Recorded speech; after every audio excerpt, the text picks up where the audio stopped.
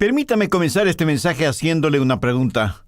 ¿Por cuánto tiempo cree usted que podría mantener una sonrisa en su rostro? Bueno, de acuerdo al libro de Guinness, o sea, el libro de récords mundiales, una señorita Lisa Lester es la campeona hasta este momento con 10 horas y 5 minutos, rompiendo así el antiguo récord de 7 horas y 32 minutos. Y eso es ilustrativo de lo que voy a hablar. El gozo que va más allá de una sonrisa. Porque una sonrisa es exterior, mientras que el gozo es interior. Una sonrisa, en el mejor de los casos, puede durar solo cierto tiempo. En cambio, el gozo es eterno.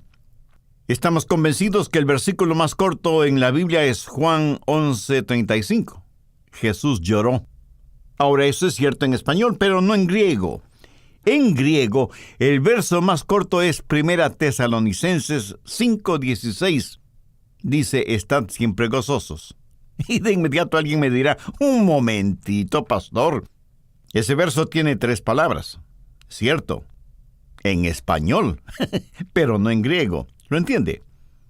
Y habla de un gozo imposible de medir en horas porque es un gozo eterno. ¿Cómo tener la plenitud de este gozo? Entendiendo primero que el genuino gozo es una labor interior y segundo, que hay una diferencia entre felicidad y gozo. Algunos usan como consejo la siguiente frase: no se preocupe, solo sea feliz. Suena bastante positivo, ¿no le parece? Pero permítame decirle que es un pésimo consejo porque usted no puede ser feliz todo el tiempo. De hecho, aunque usted pudiera ser feliz todo el tiempo, se cansaría de ser feliz todo el tiempo. Piénselo. Ahora, ¿cuál es la diferencia entre felicidad y gozo? La felicidad depende de lo que sucede. Si le pasan cosas buenas, usted es feliz. Pero si le pasan cosas malas, entonces es infeliz.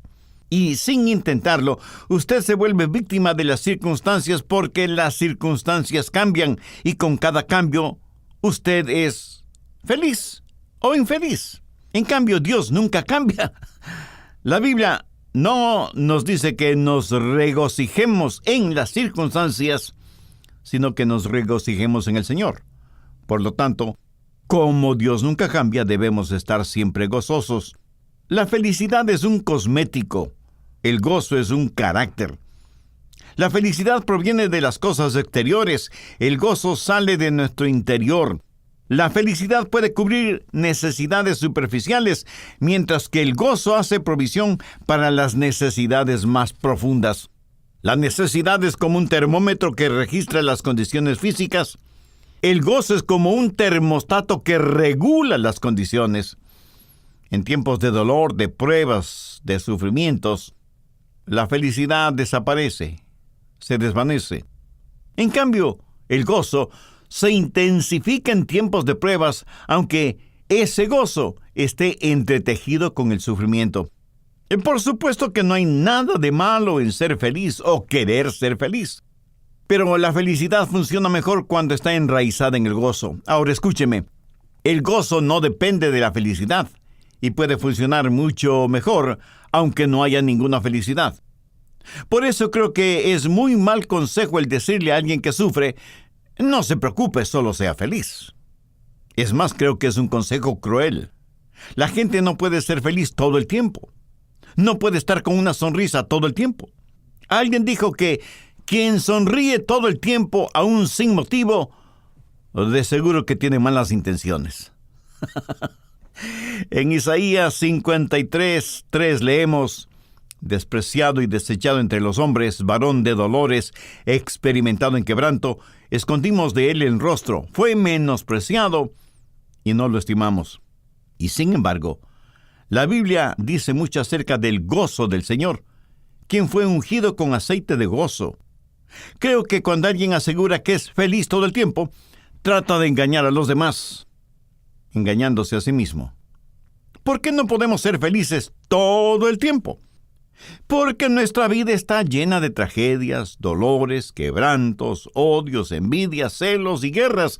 Y sin embargo, el cristiano puede tener gozo a pesar de las circunstancias negativas que esté viviendo. ¿Sabe que el gozo es importante para atraer gente a Jesucristo. Nada hay más importante que el conocer al Señor Jesucristo en forma personal. Una fe fría y árida no tiene ningún atractivo. El rey David, debido a su pecado, perdió la comunión con Dios y perdió su gozo interno. Y en el Salmo 51, él oró de la siguiente manera: «Vuélveme el gozo de tu salvación, y espíritu noble me sustente.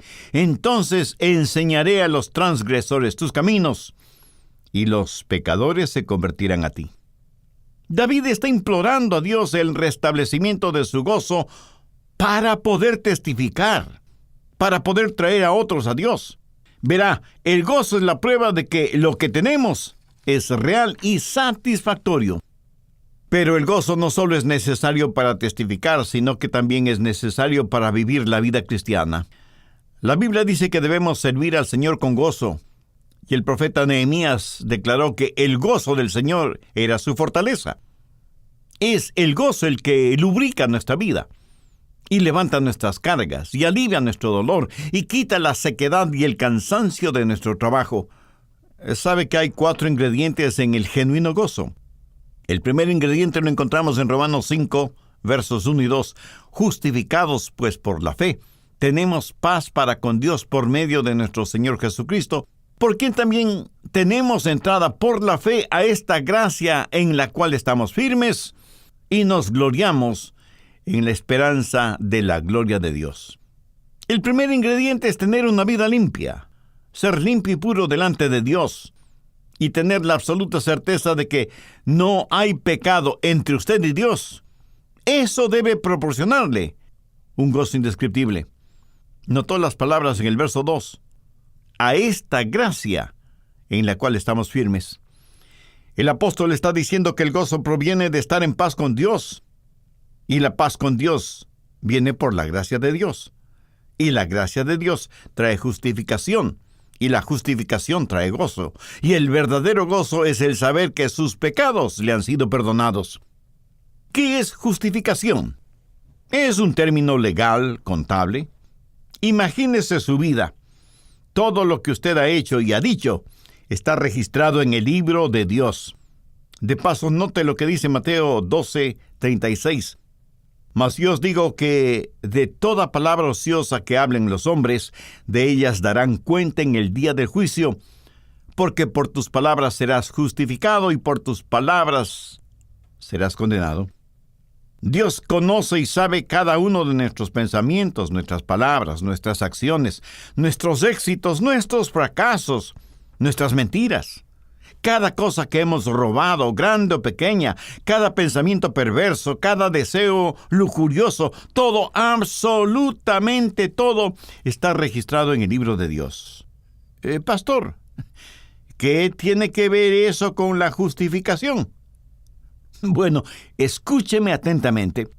Cuando Dios le justifica, Él borra todas esas cosas del libro de registro y las pone, por así decirlo, en el libro contable de Jesús. Y Jesús escribe encima de todos esos pecados, pagado en su totalidad con la sangre del Calvario. Pero eso no es el todo de la justificación. Dios toma toda la justicia, la santidad, la pureza de Jesucristo y las pone a su favor. En otras palabras, usted es justificado, es revestido con la justicia de Cristo. Cuando eso sucede, somos limpios.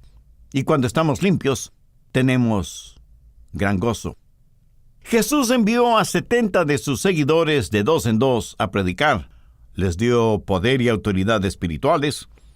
Cuando ellos regresaron rebosantes de gozo y diciendo: «Esto es maravilloso, aún los demonios se nos sujetaron en tu nombre». ¿Qué es lo que les dijo Jesús? Veamos Lucas 10:20.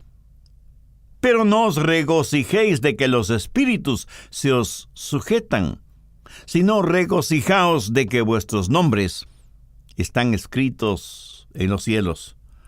Mejor que tener poder para sujetar demonios es el que usted sea justificado y de que su nombre esté escrito en los cielos.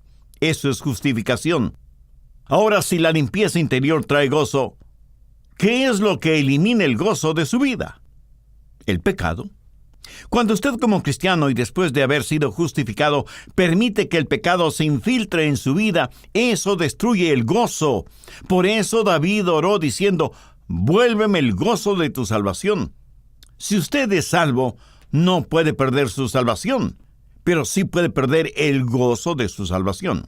Si usted es un cristiano y va donde su doctor y él le dice que tiene cáncer, eso no puede quitar el gozo de su corazón. Si tiene un hogar roto, eso no puede quitar el gozo de su corazón.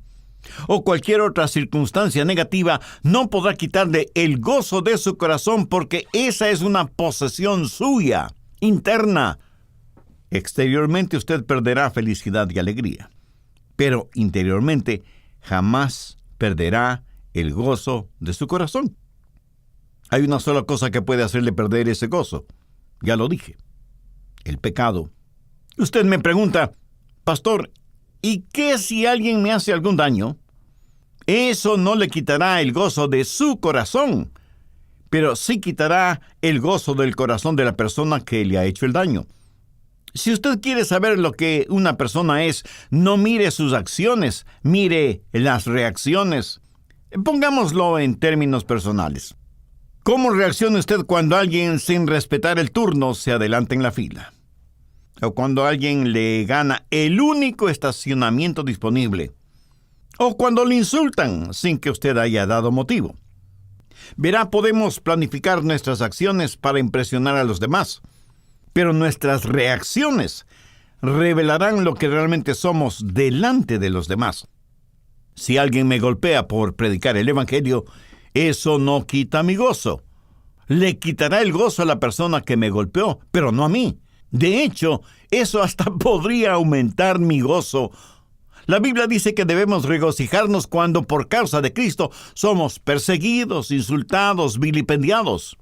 Ahora, si reacciono de acuerdo a mi naturaleza pecadora, le puedo asegurar que eso sí me quitará el gozo interno. Hay una sola cosa que puede quitarnos el gozo de nuestro corazón. No lo que dice nuestro cónyuge, o lo que hagan nuestros hijos, o lo que murmuren los vecinos, o cualquiera otra circunstancia. Lo único que puede quitar el gozo de nuestro corazón es el pecado, y una sola clase de pecado, el suyo propio. Porque no estoy hablando del pecado de los demás, sino de su propio pecado. Verá, cuando somos justificados, somos hechos justos delante de Dios, y la carga de nuestros pecados desaparece. No hay ningún pecado que se interponga entre Dios y nosotros. Y ahí es cuando comienza nuestro gozo. No nuestra felicidad, sino nuestro gozo. Entonces dirá como David, vuélveme el gozo de tu salvación. El gozo que le fue dado cuando se salvó. El gozo que necesita ser restaurado si es que ha permitido que el pecado se infiltre en su corazón y en su vida. El ser humano más miserable sobre la tierra no es el pecador no arrepentido. Es el hombre que, habiendo sido salvo, ha roto su comunión con Dios, ha menospreciado la amistad con Dios y, por lo tanto, ha perdido el gozo de su salvación. Entonces, primero, la justificación significa una vida limpia y pura. Segundo, confianza. En Romanos 5:2, note las siguientes palabras. Nos gozamos en la esperanza. ¿Qué significa la palabra esperanza? Significa confianza en la palabra de Dios. No significa tal vez, a lo mejor, espero que así sea, etc. Literalmente significa una confianza sólida como la roca basada en la palabra de Dios.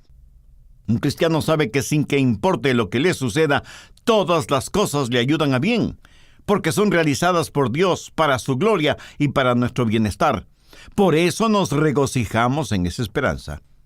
Muchos dicen que la situación de nuestro mundo actual es sin ninguna esperanza. Escúcheme, si usted es un hijo o una hija de Dios, no hay ninguna situación sin esperanza para usted. Y esa es una muy buena razón para que estemos gozosos, ¿no le parece? El gozo produce confianza. Varias veces Pablo dice que debemos regocijarnos en la esperanza. Romanos 12:12 dice, gozosos en la esperanza. Piense en la peor cosa que podría sucederle. Ahora tenga la seguridad de que para Dios no hay cosas imposibles de solucionar. Pastor Rogers, ¿qué diría si su doctor le dice que solo le quedan 5 minutos de vida? Pues diría, por fin voy a ver a mi Salvador, por fin voy a ser hecho a su semejanza. ¿Lo entiende? Este es un gozo firme frente a la pena, al dolor, gozo triunfal frente a la tribulación. Ahora podemos entender las palabras de Pablo cuando dijo, sobreabundo de gozo en todas nuestras tribulaciones.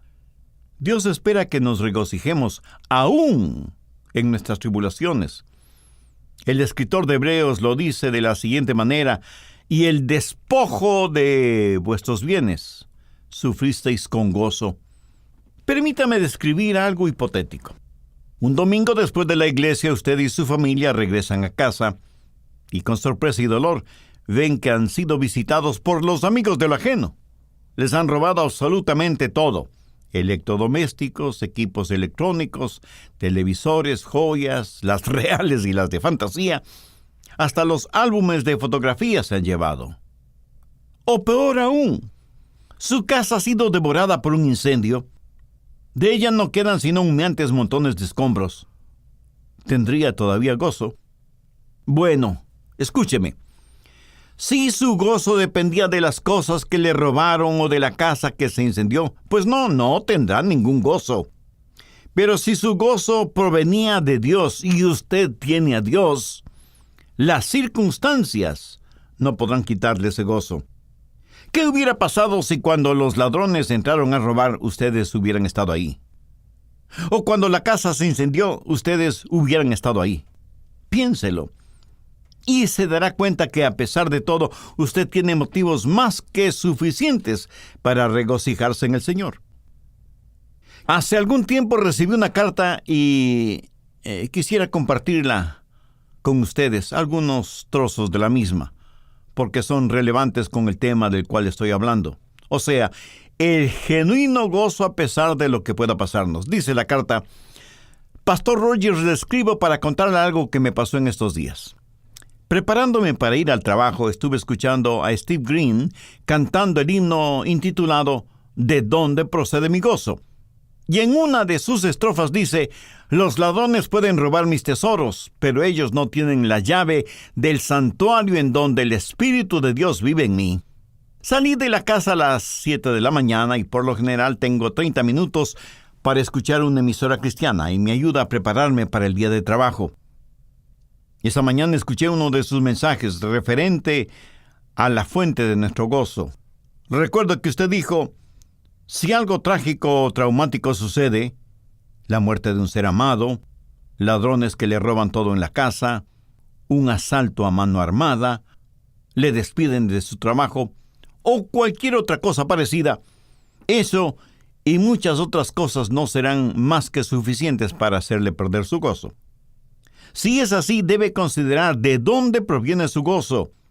Si su gozo depende de las personas o de las cosas, cuando las personas le fallan o pierde las cosas, le puedo asegurar que también perderá su gozo. Pero si su gozo está en el Señor y proviene del Señor y Él está en el trono de su corazón, nadie le puede quitar ese gozo interno.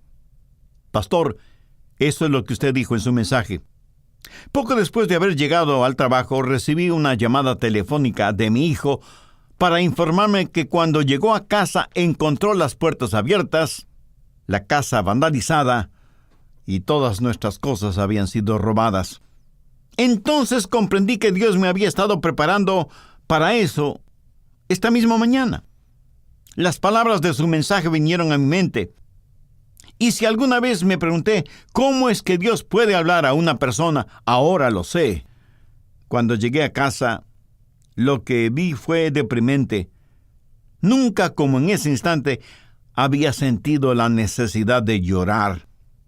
Nos tomó toda la tarde el arreglar todo el desorden que los ladrones habían dejado, y sin embargo, un sentido de gozo era casi palpable en mi interior.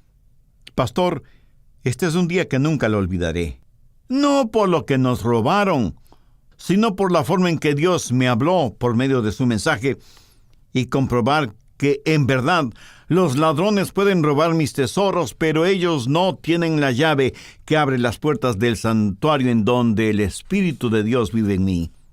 Y aunque los ladrones regresen, qué estupendo el saber que mi gozo interno está bien protegido. ¿No es eso una carta extraordinaria? De eso es de lo que estoy hablando, no de algo retórico, sino de algo real. Su gozo debe proceder de Dios. La Biblia dice que nos debemos regocijar en la esperanza, o sea, gozarnos en la seguridad que tenemos en Dios. Porque el diablo no tiene la llave del santuario de nuestra intimidad con Dios. Una de mis hijas, cuando aún estaba en el colegio, escribió lo siguiente: gozo a través de mis lágrimas y ganancia por medio de mis pérdidas, belleza de la ceniza y coronas de mis cruces. Él sana mis heridas y seca mis lágrimas, calma mis tormentas y conquista mis temores. Me hace caminar por lugares especiales e inunda mi alma con gracia celestial. Cuando soy débil, su fortaleza me hace fuerte. Sé que puedo confiar en Él, porque Él nunca se ha equivocado. Las pruebas vendrán y las tentaciones me asaltarán, y aunque yo fracase, Él nunca me faltará. Así que, Satanás, te ato en su santo nombre, porque en la cruz la sangre de Jesús te derrotó. Cuando llega la duda, yo no estoy sola. Cuando mi corazón está triste, levanto mis ojos hacia el Salvador, y Él me llenará de su gozo. Mi amigo, ¿cuán cierto es esto? Gozo a través de mis lágrimas y ganancia en mis pérdidas. ¿Lo ve? Gozo que tiene sus raíces en la justificación y en la confianza, y nos regocijamos en la esperanza, porque nada es sin esperanza para la hija o el hijo de Dios. Tercero, entrega, compromiso. Romanos 5:1. Justificados pues por la fe tenemos paz para con Dios, por medio de nuestro Señor Jesucristo. Ahora, ¿qué significa esto? Significa soberanía, autoridad. Pablo está diciendo: Jesús es el Señor, por lo tanto, me regocijaré. Debe haber una entrega total, un compromiso serio, responsable, definitivo. Ya mencioné que debe haber limpieza y confianza, pero esa limpieza y esa confianza vienen con entrega, con compromiso. Y no puede haber las dos primeras, esto es, limpieza y confianza, sin que exista el tercer elemento, esto es, entrega y sumisión completa al señorío de Cristo, porque es precisamente en ese compromiso que reside el secreto de la limpieza y de la confianza. F. B. Meyer fue un creyente inglés, extraordinario hombre de Dios que ya está en la presencia de Jesús, a quien amó intensamente y sirvió constantemente mientras duró su peregrinaje en esta tierra. Y él escribió mucho acerca del genuino regocijo, pero no siempre tuvo ese regocijo. En uno de sus libros, él escribe sobre el secreto de su gozo y cómo encontró ese gozo. Escuche lo que él escribió. El gozo comenzó en mi vida una solemne e inolvidable noche cuando me puse de rodillas frente a Cristo y tuve la luz de su Espíritu Santo enfocada sobre una cosa sucia que tenía en mi corazón, y la tenía guardada allí. Casi ni me acordaba de ella. Había estado viviendo muy desordenadamente por algún tiempo, cuando un joven pastor invitado vino a nuestra iglesia, y escuchándole, sentí que él tenía el secreto del éxito que yo no lo tenía, pero que lo estaba buscando. Así que hice una cita para conversar con él al día siguiente, temprano en la mañana, y cuando estuvimos juntos después de los preámbulos conversacionales de rigor, le dije: debí confesarle que soy un pastor cristiano, pero que me siento completamente infeliz. La congregación de la iglesia espera mucho de mí, pero mi corazón está lleno de tristeza, de pecado. ¿Cómo podría ayudar a nadie en esa condición? ¿Cuál es el secreto de su vida, evidentemente llena de regocijo?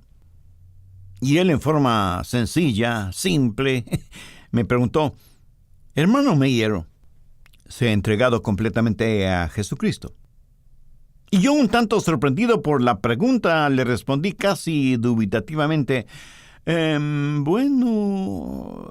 en términos generales, sí. Y él, con una sonrisa casi imperceptible, me dijo: no hay generalidades delante de Dios. Si usted no está entregado total y completamente a Dios, tenga su tiempo íntimo y personal con Dios y arregle este asunto sin pérdida de tiempo. Así que esa noche, con la puerta de mi cuarto cerrada con llave y arrodillado junto a mi cama, me propuse no irme a dormir hasta que no hubiera arreglado el asunto y me haya rendido yo y todas mis cosas al servicio de Jesús. Me dio la impresión de que Jesús estaba de pie a mi lado. Saqué de mi bolsillo un llavero con todas las llaves de la casa. Saqué de ese llavero una llavecita pequeña y, poniendo en la palma de mi mano el llavero, extendí mi brazo hacia donde yo tenía la impresión que estaba Jesús y le dije: Señor, aquí están las llaves de mi vida. Él, con un tono de tristeza en su voz, me preguntó: ¿están todas las llaves aquí? Y yo le contesté: todas excepto esta pequeña llavecita de una gaveta en mi escritorio. Realmente nada importante. Y Jesús me dijo: Hijo mío, si no puedes confiármelo todo, no confiarás en mí para nada. Y Satanás me susurró al oído: no debes entregarle esa llave. Además, si le permites que haga su voluntad en tu vida, ¿quién sabe lo que pueda pedirte después? No le entregues esa llave. Finalmente dije: Señor, no puedo. It hurt good, more than I can say. But maybe love isn't holding on. Maybe it's knowing when to walk away.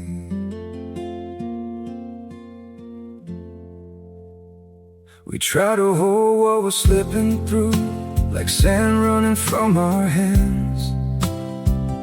Every promise started losing shape. We couldn't be what we once planned. Your eyes would look right through mine, like you were already gone. We stayed too long in a fading light, trying to prove we still. It hurt good, more than I can say. But maybe love isn't holding on. Maybe it's knowing when to walk away. We try to hold what we're slipping through, like sand running from our hands. Every promise started losing shape. We couldn't be what we once planned.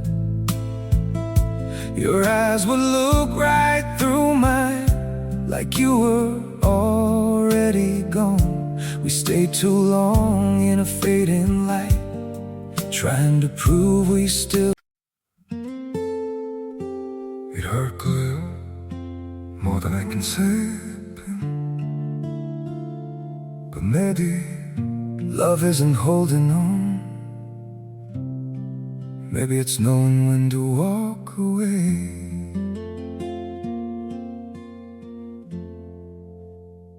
We try to hold what we're slipping through, like sand running from our hands.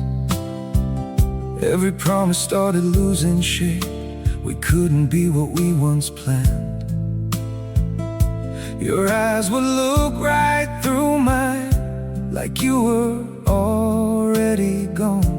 We stayed too long in a fading light, trying to prove we still. It hurt good, more than I can say. But maybe love isn't holding on.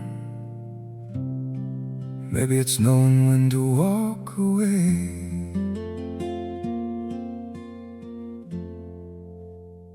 We try to hold what we're slipping through, like sand running. Puedo darte esta llave, pero estoy dispuesto a que me la quites. Me dio la impresión de que Jesús sostenía mi mano con mis dedos cerrados sobre la llave y con una fuerza gentil abrió mis dedos y me quitó la llave. Y luego se dirigió a la gaveta de mi escritorio, la abrió y vi que ahí tenía guardado una cosa terrible y repugnante. Y Jesús me dijo: esto debes botarlo inmediatamente y nunca, nunca, jamás volverla a tener. El instante que Jesús me quitó esa llavecita, en forma inexplicable me quitó también el deseo de poseer lo que tenía guardado en la gaveta.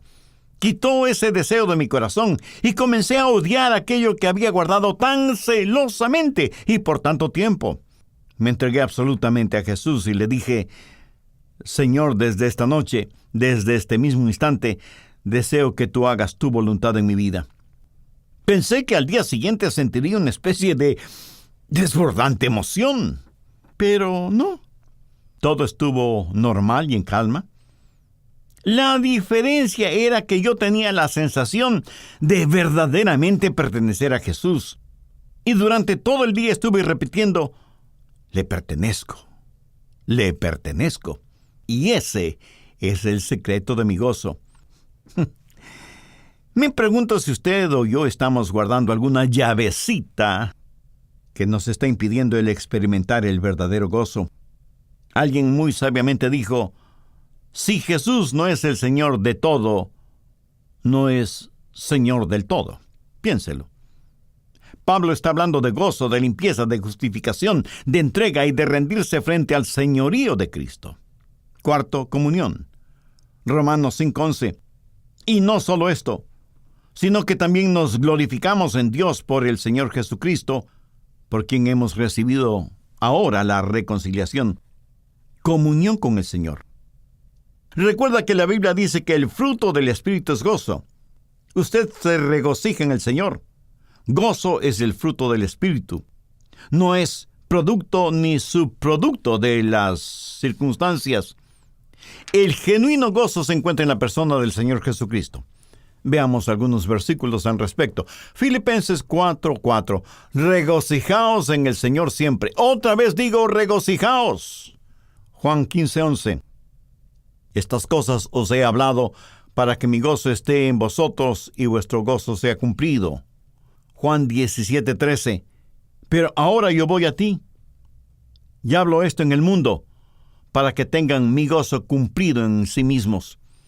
Cuando usted está en comunión con el Señor Jesucristo, Él es la vid y usted es el pámpano.